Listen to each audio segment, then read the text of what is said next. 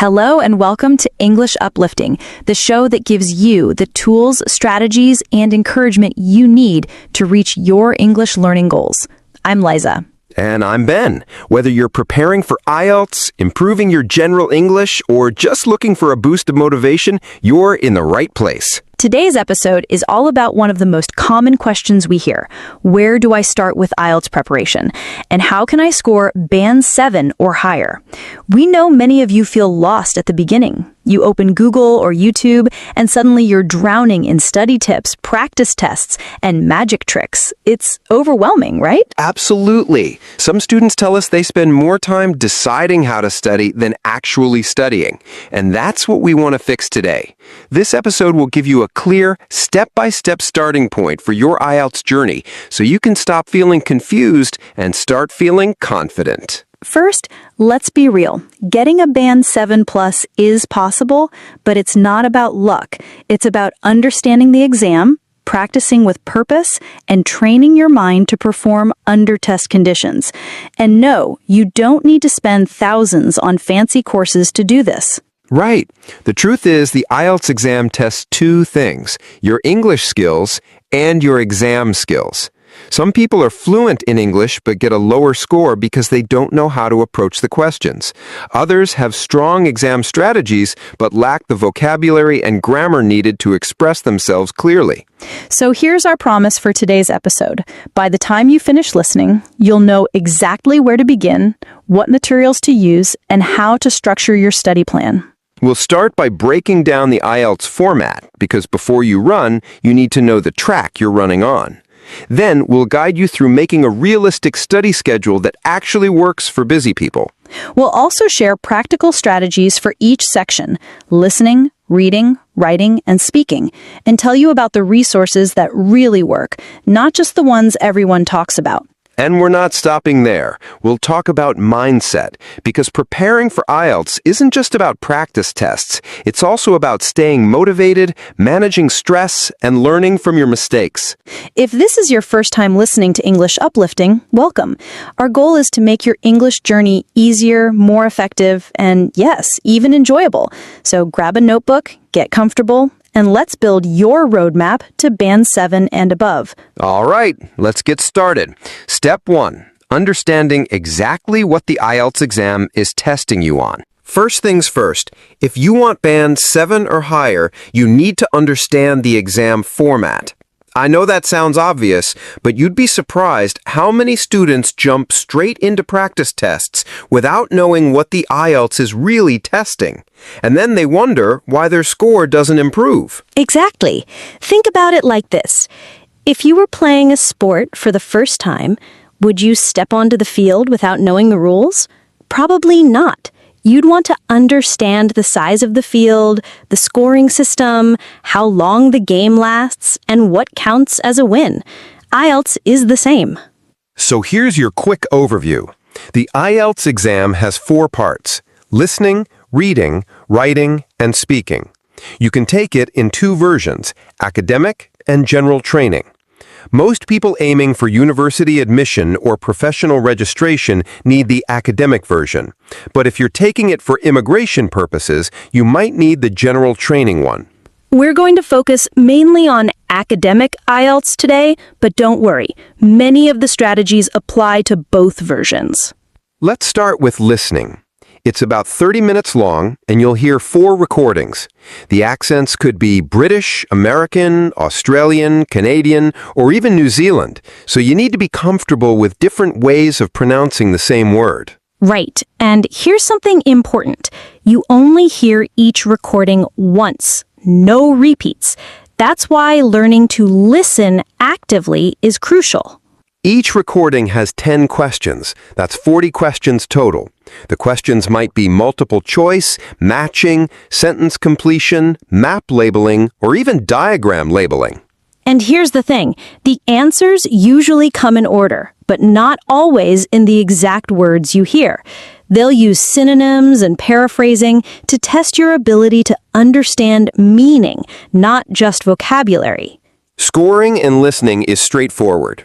40 out of 40 is Band 9, 35 out of 40 is about band 8, and to get band 7, you typically need around 30 correct answers. Next, reading. It's 60 minutes, 3 long texts, and 40 questions. In academic IELTS, the texts are taken from books, journals, newspapers, and magazines, and they're written for a non-specialist audience. That means the topics could be anything from climate change to ancient history to space exploration. And here's where timing is critical. You do not have extra time to transfer your answers in reading. You write your answers directly on the answer sheet as you go. Yes, and each question type tests a different skill. You might have true, false, not given, multiple choice, matching headings, summary completion, and more. For Band 7+, you need to be confident in all of them. Scoring works the same as listening. 40 questions, each worth 1 mark. A Band 7 usually requires around 30 correct answers. Now, let's talk about writing, the part that scares a lot of people. You have 60 minutes for 2 tasks. Task 1 is different for academic and general training. In academic, you'll have to describe visual information, like a chart, table, diagram, or process. You need to summarize the main features, compare data, and report trends. In general training, task 1 is a letter, formal, semi-formal, or informal, depending on the situation. Task 2 is the same for both versions, an essay. You'll get a question and have to present an argument, discuss a problem, or respond to a point of view. This is worth twice as many marks as task 1, so don't spend equal time on them. Spend around 20 minutes on task 1 and 40 minutes on task 2. Now, here's the key to high scores. You're graded on 4 criteria, each worth 25% of your score. These are task response, did you fully answer the question, did you develop your ideas, coherence and cohesion, is your writing logically organized, are your paragraphs connected with appropriate linking words, lexical resource, did you use a wide range of vocabulary accurately, and grammatical range and accuracy, are you using different sentence structures correctly?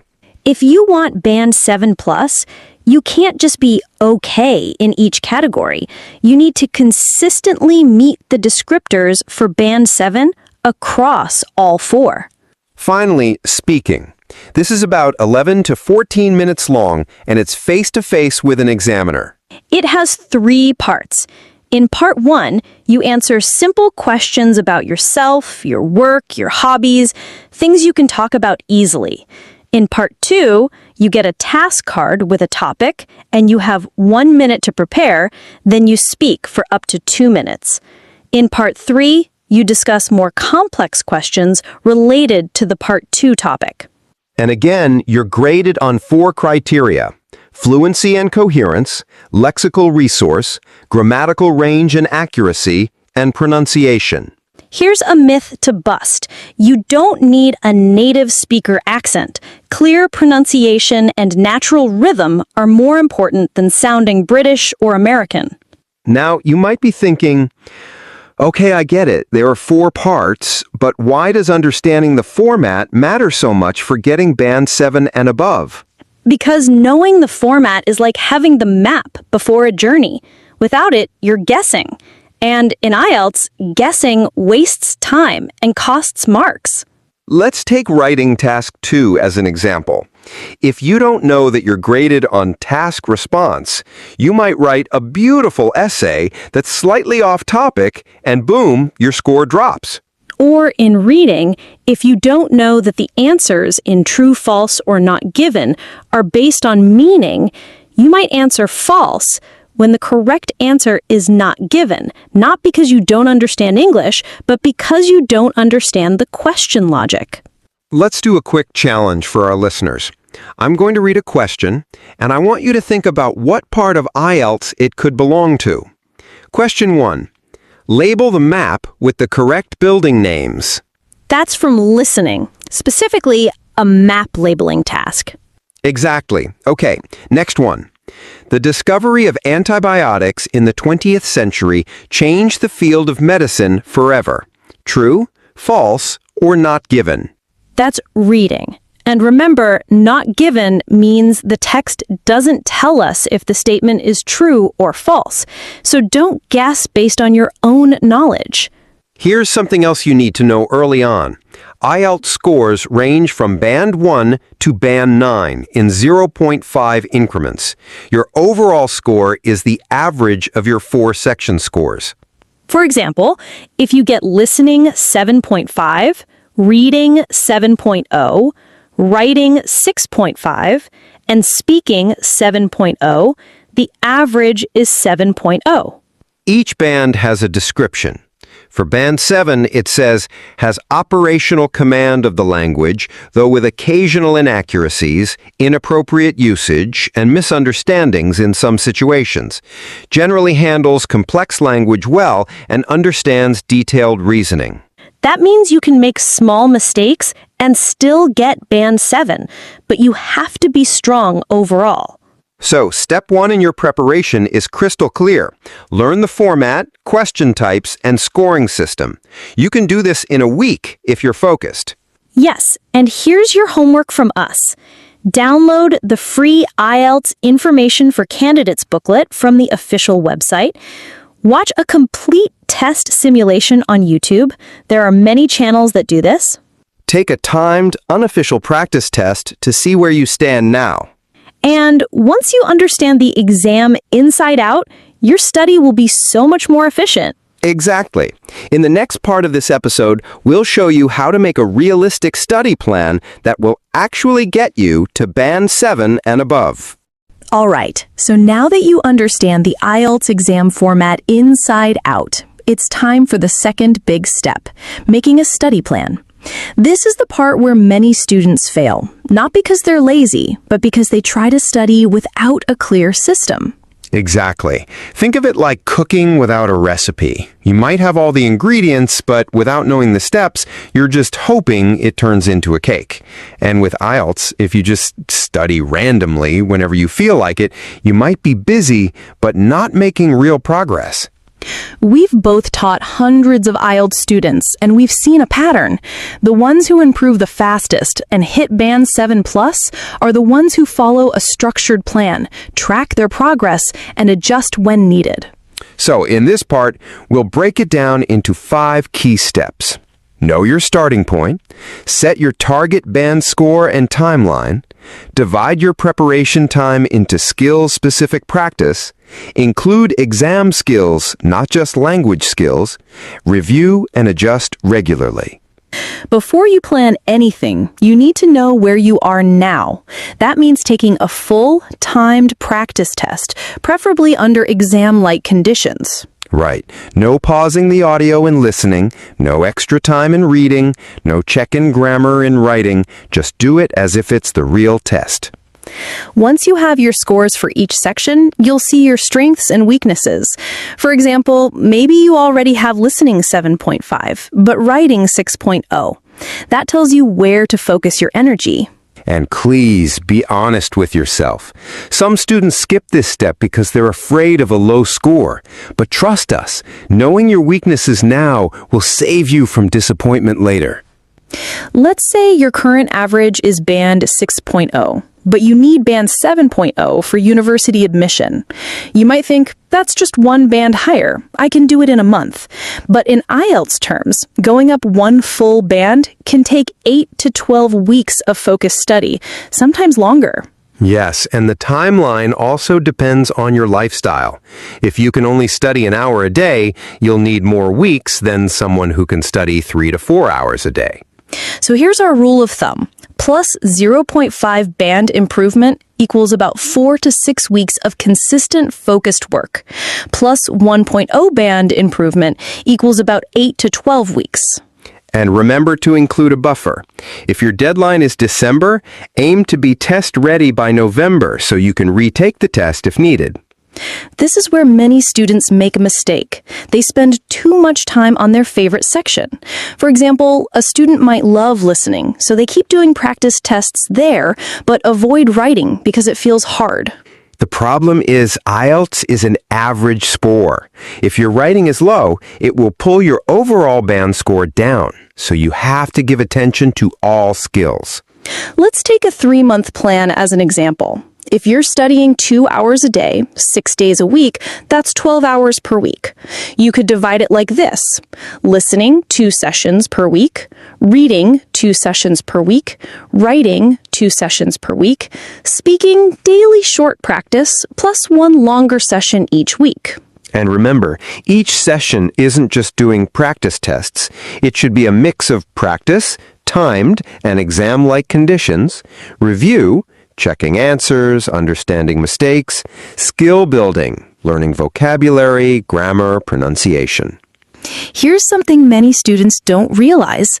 IELTS is not only testing your English, it's testing your ability to take the test. Exactly. That means you need to practice things like managing your time under pressure, guessing intelligently when you don't know the answer, recognizing key words in questions, predicting the type of answer you need before you hear it. For example, in listening, if the question says, approximately blank people attended the event, you know you're listening for a number, probably a rounded one. That gives your brain something specific to catch. In reading, if you only have 60 minutes, you need to know when to skip a difficult question and come back later, not get stuck for 5 minutes on one sentence. A study plan isn't something you write once and never change. Every 2 to 3 weeks, take another full practice test to check your progress. If your listening has improved, but reading hasn't, adjust your plan to give reading more time. If your writing score is stuck, maybe you need expert feedback from a teacher or an online service. And be realistic. If life gets busy and you miss a week, don't quit. Just pick up where you left off. Let's give our listeners a little exercise. I want you to grab a notebook and write down your current scores in each section, your target scores, the number of hours you can study each week. And then divide those hours between listening, reading, writing, and speaking, making sure you give extra time to your weakest skill. And add 1 exam skills session each week where you focus on timing, strategies, and test techniques. Here are the top 3 mistakes we see. Doing only practice tests. Without learning new vocabulary or grammar, you'll repeat the same mistakes. Ignoring weak skills. This will stop you from reaching your target band. Studying without feedback. If no one tells you what you're doing wrong in writing or speaking, it's hard to improve. Exactly. Think of practice like a mirror. It shows you what's wrong, but feedback is the guide that tells you how to fix it. We know life gets busy, and some days you won't feel like studying. That's normal. But consistency is the magic ingredient in IELTS preparation. Here's a trick. Make IELTS study a habit. For example, always do listening practice right after breakfast or reading practice on your commute. The more automatic it becomes, the less willpower it takes. And reward yourself when you complete a week of study. Even a small treat helps keep you motivated. So, to set your study plan, test yourself to know your starting point, set a clear target and timeline, divide your time between all 4 skills, practice exam skills as well as language skills, review and adjust every few weeks. And remember, the plan is your map, but you still have to walk the journey. Stick to it, and Band 7 and more will be within reach. In the next part of this episode, we'll talk about specific strategies for each section of the IELTS exam, so you know exactly what to do in listening, reading, writing, and speaking to boost your score. So be close until next time on English Uplifting. Bye, everybody. Bye.